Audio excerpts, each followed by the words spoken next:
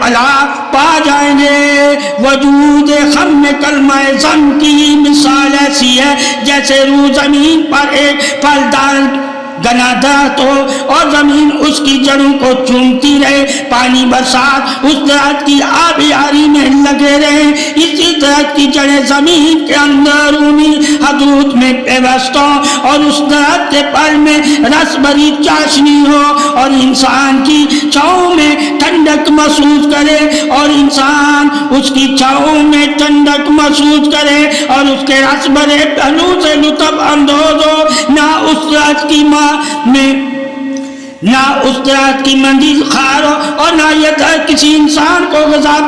پہچانے کا متمنی ہو۔ گویا کہ ایسے مسلمان کی ایسی ہی طرح سے پہچان ظاہر ہے، حق بجانم باسط فرض سنت احوال واجبات الحقوق العباد سبقت شریعت عظمت اعلی چند طلبی مسلمان کی پہچان اسی